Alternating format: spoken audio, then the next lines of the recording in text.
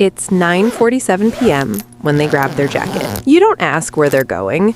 You've only known them 3 weeks. You don't have the right yet, and you know it. So you sit there on the edge of your couch and you watch them zip up and say something easy like, "I'll text you tomorrow." And then the door closes and the apartment feels smaller than it did before they arrived. You tell yourself this is normal. People have lives. People have things going on at night. You have things going on at night. You go to sleep before midnight half the time anyway. You check your phone at 11 p.m. Nothing. You put it face down and fall asleep to the television, and you don't think about it again until morning when there's a message waiting. "Good morning. Last night was really nice." And it was. It was really nice. You had dinner at the place on Clement Street, the one with the blue lighting and the menu on a chalkboard, and they made you laugh 3 times before the food even arrived. They looked at you the way people look at something they don't want to put down. You felt it. So you write back, "It really was." And just like that, the thing growing between you gets a little taller. You don't think about the jacket. You don't think about the door closing. You think about dinner and the way they said your name when they were making a point. And the fact that they already texted you first in the morning, that's enough. For now, that's enough. By the 5th week, you've developed a rhythm. They come over in the evenings. Sometimes you cook. Sometimes they bring something. You sit on the couch or at the kitchen table and you talk for hours about things that matter and things that don't. Around 9:30,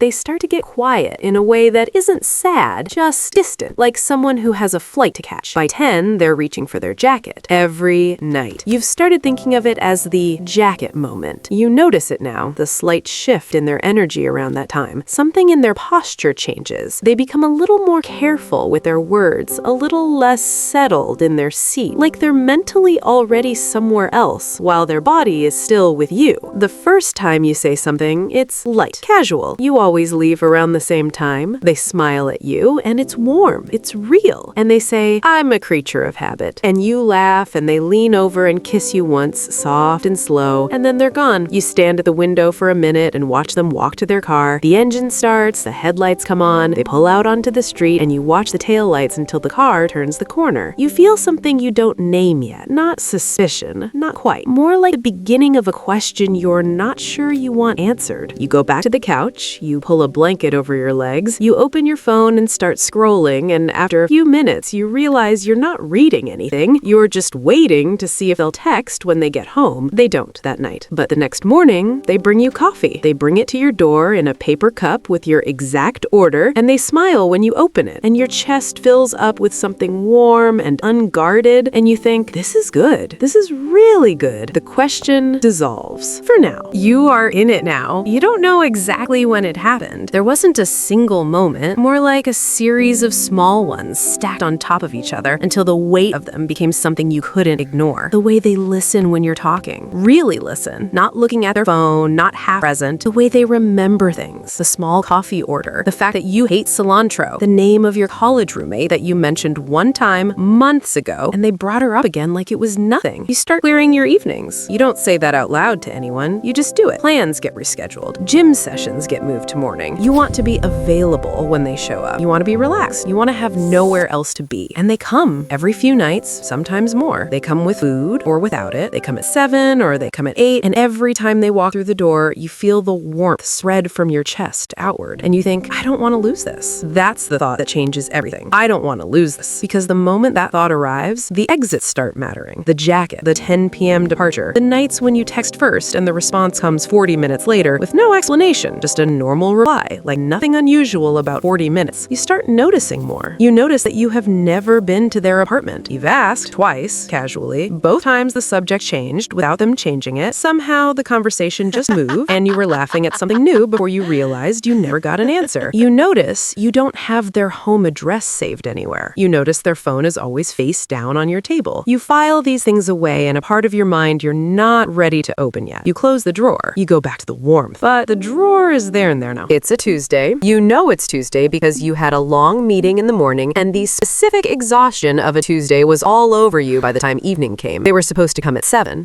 7 became 7:30, and then 7:30 became a text running late, sorry, maybe closer to 8 became 9. They showed up at 9:14 with a smile and a bag of takeout and a story about traffic that was detailed in a way that felt rehearsed. You've heard traffic stories before. They don't usually come with that many specific. The 101 was backed up because of an accident near Cesar Chavez. I sat there 20 minutes and I went surface streets and hit every red light. You nod. You ate the takeout. You laughed at the right part of the conversation, but something in you had already done the math. Cesar Chavez, surface streets, the timeline didn't add up. Not if they'd been where they said they'd been when you last talked. You didn't say this. You didn't say it because you weren't sure, because you'd be wrong, because the math in your head was based on assumptions and you weren't in the mood to be the person who accuses someone based on assumptions. You also didn't say it because you were afraid of what might happen if you were right. At 10:15, they reached for their jacket. I'll text you when I'm home, they said. They did. 10:52 p.m. Home safe. Miss you already. You stared at the message for a long time. Home safe. Where is home? How far is home that it takes 40 minutes at that hour on a clear night with no traffic? You put your phone down. You turned off the light. You told yourself you're overthinking. But the drawer in your mind opened just a little more. You start paying attention differently. Not in an obvious way. You don't ask direct questions. You're not writing anything down.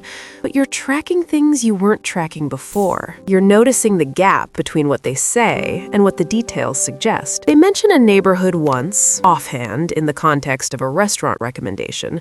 You hold on to it. A week later, they reference being somewhere across town at a time that contradicts it. You don't say anything. You just note it. You notice their phone buzzes more often after 9.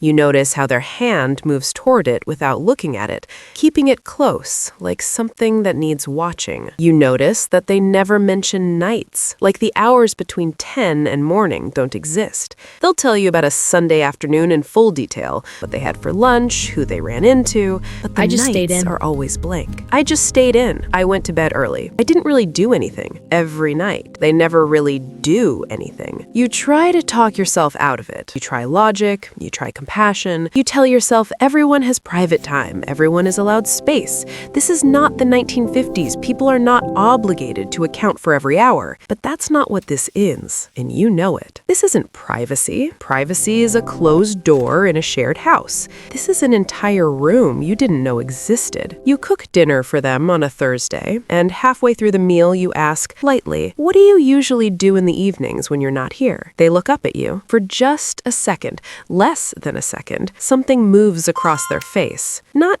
guilt exactly, more like calculation. Then the smile, easy and practiced. Honestly, just decompress. You know how it is. Yeah, you say. I know how it is. You finish dinner, you clear the plates, you do not touch the drawer. But it's open now, wide. You don't find out the way they do in movies. There's no dramatic phone call, no incriminating photo, no stranger at the door. You find out because of a Tuesday, same as the lie that started it. You're coming back from the pharmacy 2 blocks from your apartment. It's 10:30 at night. They left your place 40 minutes ago, supposedly heading home. You're in a hoodie and sneakers. You have a paper bag from the pharmacy, and you're walking past the bar on the corner, the one you've been to maybe once, and through the window, you see them. They're at the bar, not alone. You stop walking. You stand on the sidewalk and you look through the glass, and you watch them lean in to say something to the person next to them, and the person next to them laughs, and there's a familiarity in the way their shoulders are touching that takes about 4 seconds to understand. You don't go in. You don't knock on the glass. You stand there for a moment, just long enough to understand what you're seeing. Then you walk home. You unlock your door. You sit down on the couch where they were sitting 40 minutes ago, where the cushion is still warm from them, and you put the pharmacy bag on the coffee table, and you breathe. You had known. You hadn't said it out loud. You hadn't let yourself say it out loud, but you had known. The drawer was full of it. The drawer had been trying to tell you for months, and you kept closing it because the warmth was real, and the coffee at your door was real, and the way they said your name was real, and you wanted the real things to cancel out the other things. They don't. That's what you understand now, sitting in the silence of your apartment at 10:38 p.m. The real things and the false things can exist in the same person at the same time, and knowing the false things does not make the real things hurt less. It makes them hurt more. You wait 2 days. Not because you're afraid. No, you are, a little, but because you want to be clear. You want to know what you're going to say before you say it, and you want to say it without shaking, and you need 2 days for that. They come over on a Saturday evening, and it's almost ordinary. They bring wine, you've already eaten, but you pour 2 glasses and you sit across from each other, and you let the conversation go for a little while. You let it be almost normal, and then you set your glass down and you say it. I saw you Thursday night at the bar on Clement. The silence lasts 4 seconds. You counted them. Their expression moves through 3 things fast. Surprise, then something calculating, then something that might be relief, like they've been waiting for this, like they're tired of carrying it. How long, you say? It's not quite a question. They tell you, not everything, you can tell it's not everything, but enough. Long enough that the math is staggering. Long enough that you have to recalibrate entire months. Long enough that you think about every night they grabbed their jacket and walked out your door, and you realize the jacket was a performance and the door was a portal to a life you were never supposed to know about. You don't cry. Not yet. You're too numb for it. You ask the question that will haunt you after. Was any of it real? They look at you and their eyes are wet and they say all of it was real. And that is somehow the worst possible answer because you believe them. That's the thing about people like this. They don't lie about everything. They lie about the specific things that give them room to be true about everything else. The love was real. The warmth was real. The coffee at the door was real. And the lie was also real. All of it real. They leave at 10 p.m. out of habit, maybe. Or maybe because there's nowhere left to pretend to be going. You sit with the 2 wine glasses on the table and you don't move for a long time. A month passes. You rearrange some furniture, small things. The chair moved 2 feet to the left, the blanket on the couch replaced with a different one. You're not performing healing. You're just slowly making the apartment yours again, reclaiming the surfaces where their absence lives. You think about them less than you expected to. Not because it doesn't hurt. It does, in the way that a healed bone hurts in the cold. Specific and honest and impossible to fully ignore. But the thinking has changed shape. You're no longer running loops. You're no longer trying to figure out what you missed or what you should have said differently. You know exactly what you missed. You saw it and you chose warmth over clarity. You wanted the real things to be enough to dissolve the false ones, and that choice was yours, and you can hold it without hating yourself for it. That's something you understand now that you didn't before. Love doesn't make you stupid, it makes you human. And being human means you will sometimes want something so much that you'll grant it the benefit of a doubt it hasn't earned. That's not weakness, it's just the cost of caring about people. You found a coffee shop closer to your apartment, one you've started going to on Sunday mornings. You bring a book, you sit by the window, you watch people walk by with their coffees and their dogs and their unhurried weekend energy, and you feel something that isn't happiness exactly, but is adjacent to it. Something like space. The weeks keep moving. You stop checking your phone the way you used to. You stop filing things away. You let the drawer be empty for a while. One night, you're walking home at 11, and the city is quiet, and you look up, and there are stars. Just a few of them through the light pollution, and you think about nothing particular, and it doesn't feel like loss. It just feels like evening. Somewhere across the city tonight, someone is at dinner. Small restaurant, low lighting, menu on a chalkboard. They're sitting across from someone new, someone who listens when they talk, someone who makes them laugh before the food arrives. It feels like something. They tell themselves it feels like something. They don't notice yet when the person across from them glances at their phone and turns it face down on the table. They're too busy feeling it, the warmth. Maybe it's real. Maybe it is. For now.